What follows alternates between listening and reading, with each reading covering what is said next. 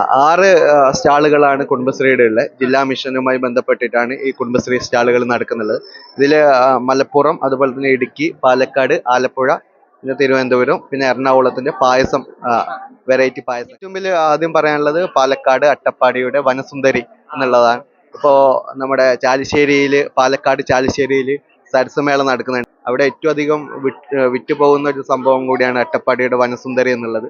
ഈ കോഴി ജീരകവും അതുപോലെ തന്നെ അവരുടെ പച്ചമരുന്നുകളൊക്കെ ഉപയോഗിച്ച സാധനമാണ്.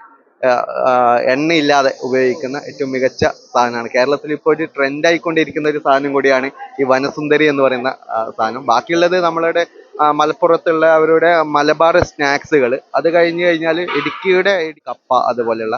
ആലപ്പുഴ എന്ന് പറയുന്ന സമയത്ത് നമ്മൾക്ക് എല്ലാവർക്കും മനസ്സിലാവുന്ന കാര്യമുണ്ട്, മീനുകളും അതുപോലെയുള്ള സംഭവങ്ങൾ, അങ്ങനെയുള്ള ഇതാണ്. പിന്നെ തിരുവനന്തപുരത്തിന്റെ പ്രത്യേകമായിട്ടുള്ള ഫുഡുകളാണ് ഇവിടെ ചെയ്യുന്നുള്ളത്. നമ്മൾ കുടുംബശ്രീ മാത്രമല്ല, പ്രൈവറ്റ് കമ്പനികളും ഇതിൽ ചെയ്യുന്നുണ്ട്. അല്ലെങ്കിൽ കുടുംബശ്രീ മാത്രമാണ് ഇതുപോലുള്ള വലിയ വലിയ മേളകളൊക്കെ ചെയ്യുന്നുള്ളത്. പക്ഷെ ഇപ്രാവശ്യം നമുക്ക് 6 സ്റ്റാളുകൾ മാത്രമാണ് ചെയ്യുന്നുള്ളത്.